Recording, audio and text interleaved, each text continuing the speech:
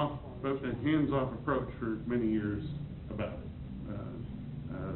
City administrator, interim city administrators pretty much left the electric director alone. There wasn't really any communication between the governing body here and the electric utility board.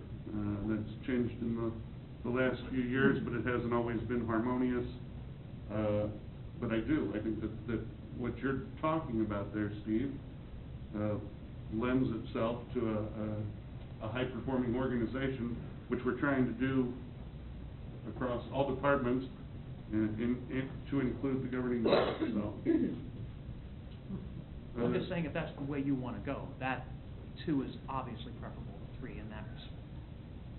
So we would peel off the utilities from Public Works. Well, it would allow Public Works to focus on things like infrastructure, which is, and we're talking about sidewalks, streets, stormwater, that is... Engineering services. I mean, absolutely, and it allows them to be able to specialize in that area, which we're going to need to do anyway with a CIP. I mean... So you agree with that, then? I mean, I see... You could, clearly, there's no right or wrong on utilities or Public Works. If you ask economic development, being able to leverage your utilities, we've heard from every economic development expert that has been here. It is a benefit. You could function with Public Works as a department and utilities as a department, and we clearly have enough things that we could have Public Works do without having those 3 components. There really is no right or wrong. It's streamlined if you have them all together, because no business comes to our town and they're satisfied with electric only or satisfied with water only. They need everything. They can't open the doors unless they have all 3 of the utilities. So we have got to be able to offer them everything. So really it becomes how important is economic development to the governing body, how important is streamlining our process, how important is efficiency in operations, and what do we want to do in terms of citizen engagement. One question I have. So if we had a utilities department, would you look for different qualifications in a director than what you have in Public Works? Yes. Why? Because you would look, if you're looking for someone to manage utilities, you're going to look for someone who has some experience in, water or electric, and you don't have to look for a Public Works director that has electric, because all cities don't have electric experience. So you could have a Public Works director who could retire and not have to run an electric entity. So yes, you would look for someone who has one of the, for electric. But I guess the question becomes why, Brian's pretty recently hired here. We wrote a job description that's existed here for decades, and it's assumed that he could take care of those things. Why the switch? And you could do it that way. If the council decides that they want it under Public Works, we can do it under Public Works. And then we would hire, perhaps at the manager level, someone who would manage water and wastewater, and someone who would manage electric. It's your choice. If you decide you want to go Public Works, then as we look at the lower level positions, we would look for more electric experience. And remember, when the city had water and wastewater under Public Works, we had a person who's retired who had the water experience that was kind of managing our water wastewater facilities. So you could do it that way. But yeah, so rather than inflate the organization upward, you could maintain the current structure and hire a manager at a lesser cost to specialize in electric, for instance. You could. That's what you had before. You had it under Public Works. And is there a problem with that, or? It's really a matter of preference. You have confidence in that you could hire somebody that could manage the... I could manage either option that the council directs that they'd like staff to manage.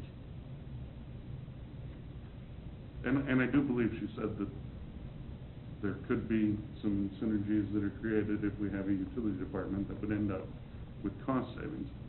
On top of that, Brian has got great experience, in a city like ours that's growing.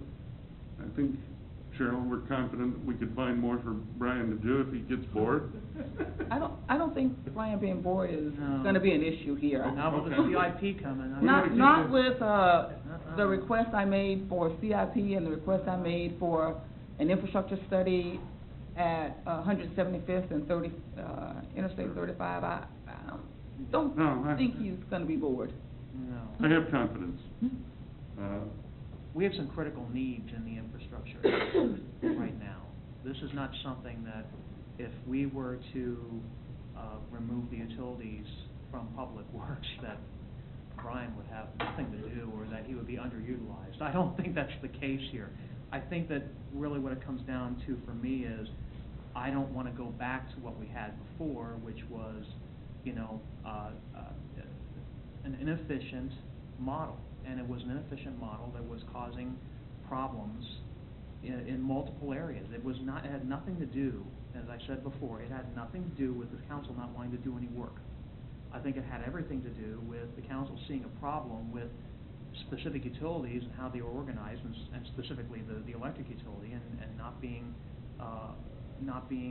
conducive to, and it came down to economic development. A lot of it had to do with the intermodal. A lot of it had to do with how we were going to manage that end, you know, the relationships there. And when they did the sell or keep study, a lot of those inefficiencies came out. And I know you've seen those studies, Larry. I mean, you saw what they came up with, what the results were.